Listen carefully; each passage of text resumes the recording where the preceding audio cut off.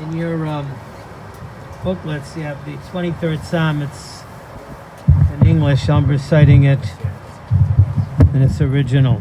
Mizmor LeDavid Adonai Roi Lo Echzor Ben Osteshi Yarbiseni Al Mei Menucho Shenaleini Nafshi Yishovev Yancheni B'Magli Tzedek L'man Shemo Gam Ki Elech B'Geit Salmovas Lo Yira Ki Atayim Adi Shivtecho Mishantecha Heima Yanachamuni Taroch Lefonai Shulchan Neged Sodoroi Dishanta V'Shem En Roshi Kosi Revayam Achto B'Chesed Yedefuni Ko Yemei Chayai V'Shavti B'Veisa Adonai Lodech Yamim.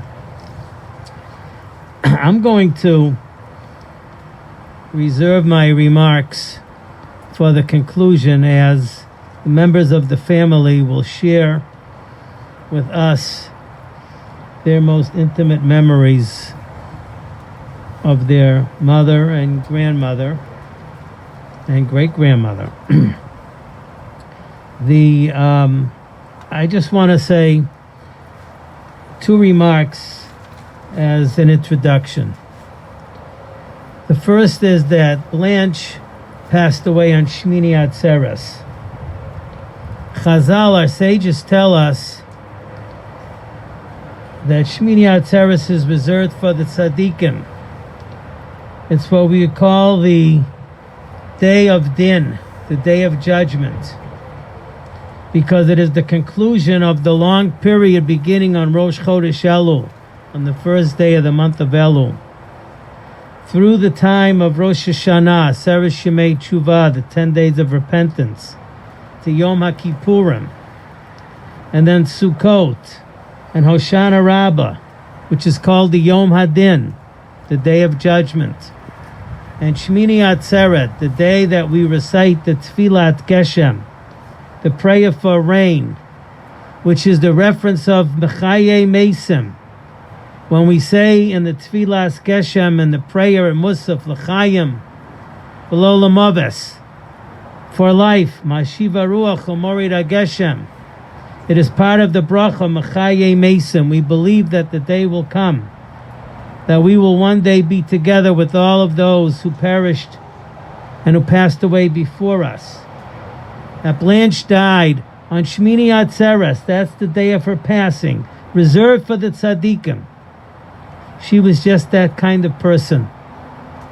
And so we take comfort in understanding that Shmini Atzeres is a very special day, not just for each and every person, but for the neshama of Blanche. The second thing I wanted to say was that this family knows and has taught us all what it means to be machabed of the aim, to honor their parents. I've not seen a family so devoted as she was to them. You know, there's an old saying that one mama can take care of 10 children, but 10 children can't take care of one mama. She took care of everybody, but boy, was she cared for, and was she made sure to be so respected by everyone every time. Whenever the family would have a reunion or any simcha, she was the center of it, and she was always made to be the center. And she wanted to shun necessarily the attention, but boy, she got it. And she showered attention upon everybody else.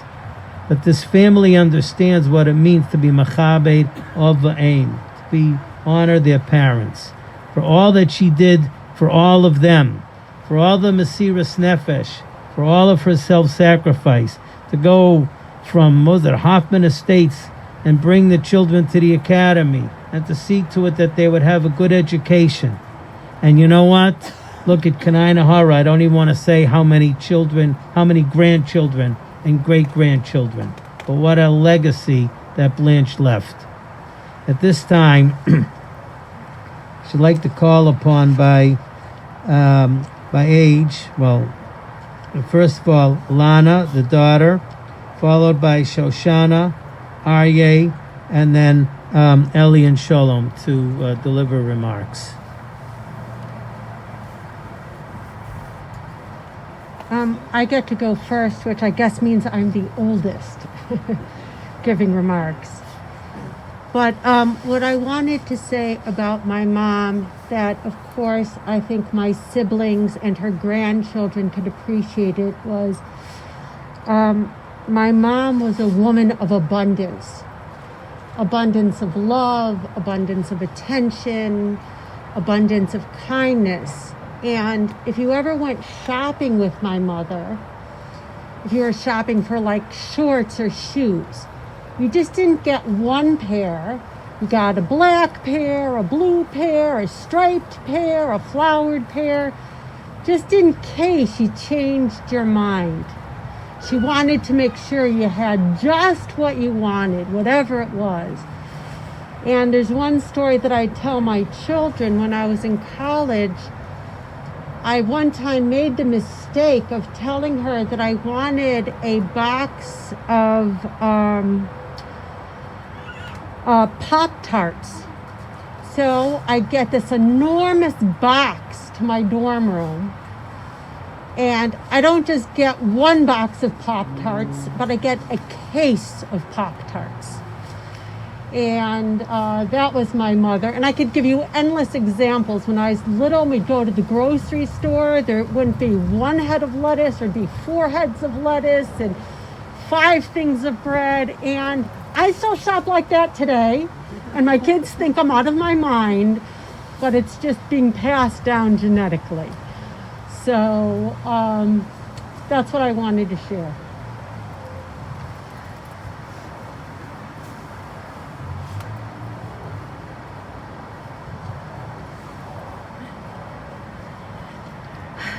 Trying to put everything together in a, concise, small amount of time.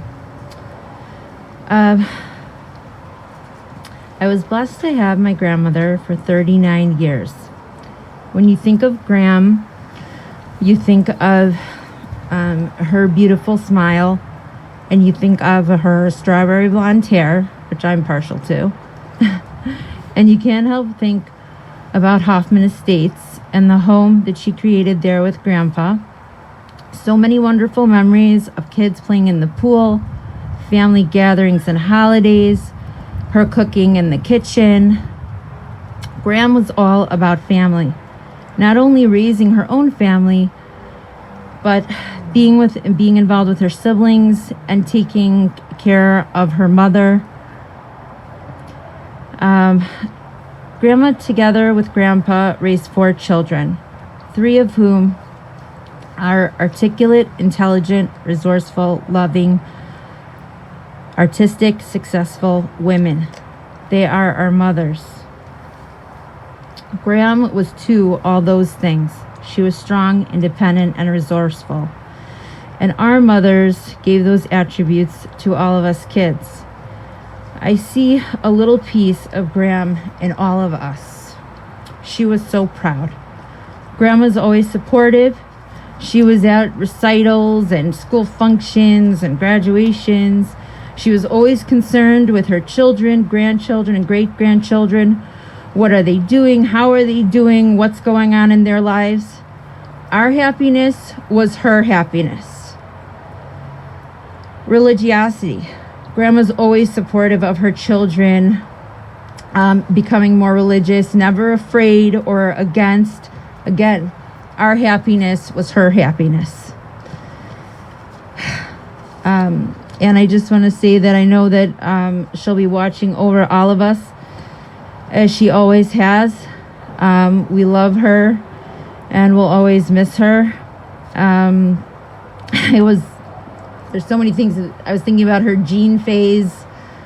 Whenever we would go out, we would drive on Dempster past Chaim's, and we would get a turkey sandwich with mayo on an onion roll with a pickle. And, Gram cooking in the kitchen and making matzo balls, and Grandpa, hiding the afikoman for me. When I got Gram's businesses, Gram was so creative, and her entrepreneurship and her that's why the resourcefulness, so many creative ideas she had throughout the years. I don't know. I love her. I miss her. And she left a great, she left so many great legacies, and may we honor her. And that's it.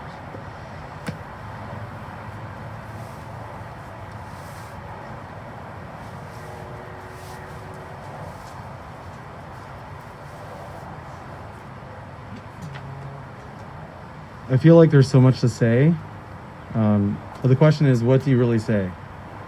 And whatever I'm going to talk about, it's not possible to cover the magnitude of Grandma's accomplishments and her wide-ranging impact. But my hope is whatever I wrote on this tablet will capture a small fragment of what lessons I learned from her. This past Shabbos, Shmini Atzeret, we were sitting around the table in the sukkah, and the kids were going around about, tell me a funny story about school. What was the silliest thing that ever happened to you? And something, a story that I'll always remember is a story about Grandma. I was in 3rd grade, my sister was in 1st, and she brought her famous dog, Tamuna, to school for a 1st grade show and tell. And how could I not see my grandmother when she's coming to visit?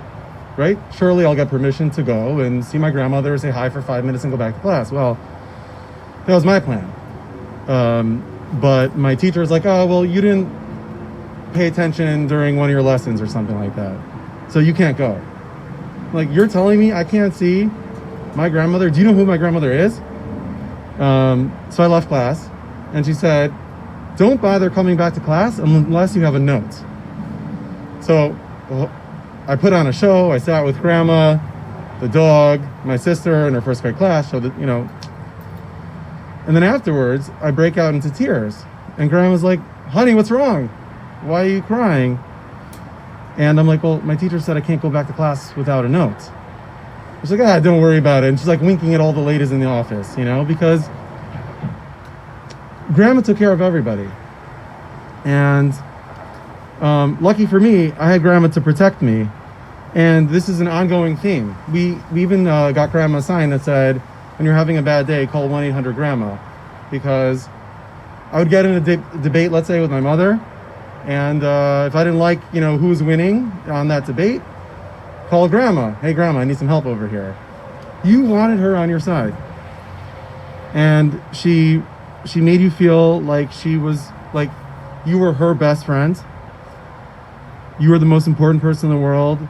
She had all these children, grandchildren, and at that moment in time, when you were spending time with her, only you mattered. Obviously, family mattered, but like just ability to really, show her love. Reminded of another story. There was a summer, she spent some weekends at her house. I used to drive her back and forth from Hoffman Estates, and I had a lot of time to listen to her advice. She always had a lot of good advice, and I came up with like 5 things. Like I said, there's probably hundreds of things, but here's my short list of advice that I learned from Grandma, and I hope that some of them we could all take with us. One is be classy. Grandma, classy lady. She's always making sure, she's always put together, the kids, everybody. So that lesson is take care of yourself. And that's very, very important lesson. The second one, building off of that, is, well, not only take care of yourself, take care of other people. Grandma was always concerned about everyone's well-being, and building off of that, family, right? Taking care of other people around you in the community, but at the same time, your family is the center. From the spiritual side, I remember Grandma always saying, thank God, and everything happens for a reason. Believing that there's some spiritual reason driving the world. And of course, you should always, if you want to be a good child, always have ice cream in your freezer. But Grandma, we love you, we miss you, and the entire family will carry on your important lessons always.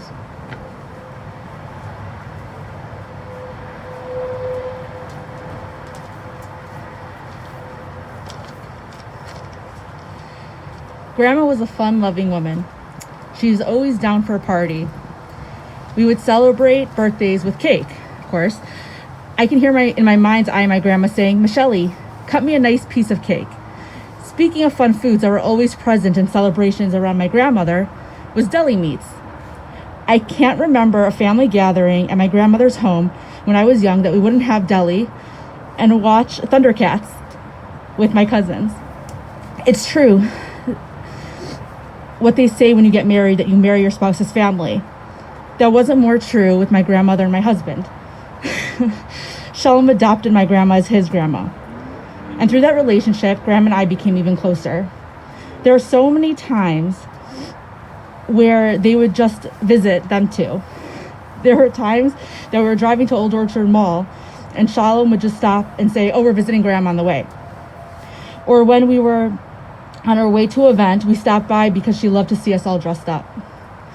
She loved to get dressed up herself, with her hair dyed, nails painted, and lipstick on. She was ready for anything.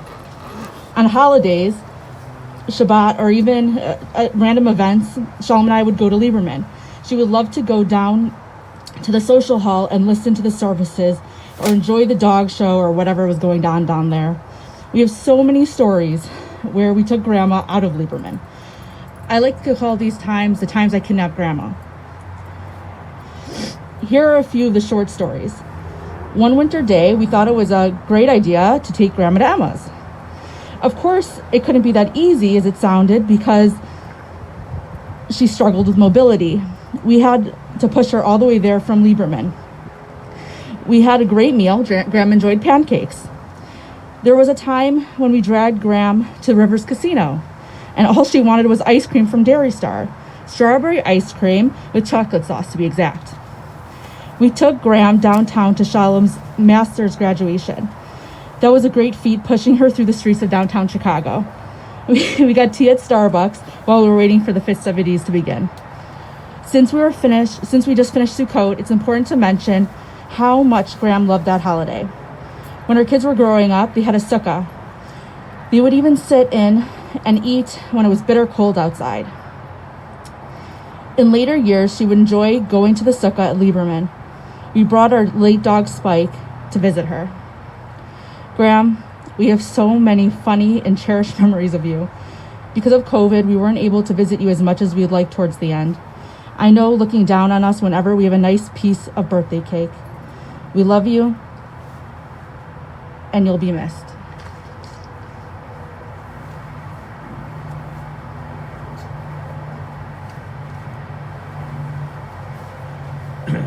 As a final remark, I realize it's cold and windy, but I'll just conclude by saying as follows. Contributions the family has asked should be in her memory to the Ida Crown Jewish Academy. And if I were to sum up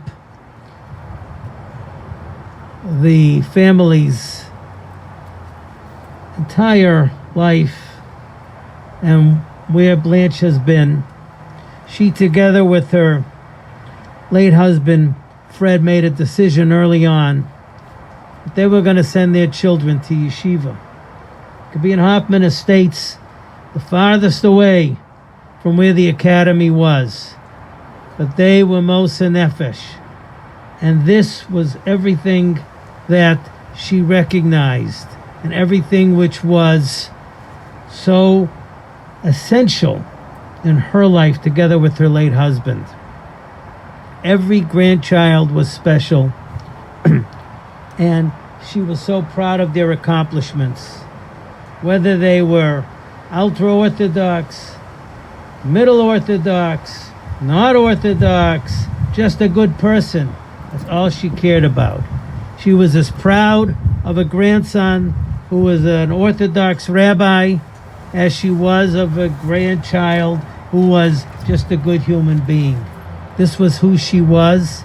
This is who we should emulate and we should try to be in our own lives. And so we say, Tehei nafsha tzurur b'sur achayim. May her memory be in the bond of eternal life. And may we remember with our tzedakah money to give in her memory to the United Crown Jewish Academy and to all yeshivas and to all educational institutions of all higher learning because this is what she recognized to be the most important part of her life and of her family's life. And together with their late husband, may their memories be enshrined for all. Amen. Please rise. What we're going to do is we're going to say the Kaddish now because we're all here. And then afterwards, I'll turn this over to David for instructions on the interment. Yiskadei v'yiskadei shemei Rabba ve'almad yivrach Yerusei v'yamlich malchusei v'chayechan v'yamechon u'v'chayei d'chol beis Yisrael v'agalo v'zman korev yamru amein yehei shemei Rabba mevarach la'olam l'omei yom mayom Yisparach v'yishtabach v'yispar v'yisraman v'yisnasei Yisadar v'yisalev v'yisalal Shemei d'kudisha b'richo La'ela min kol b'chasa v'shirasa Tishbachasa v'nechemasa Damiran b'yalama v'yimru amein Yehei shalom araba min shemaya V'chayim aleinu v'alka Yisrael v'yimru amein Oseh shalom b'mromav Hu yaseh shalom Aleinu v'alka Yisrael v'yimru amen.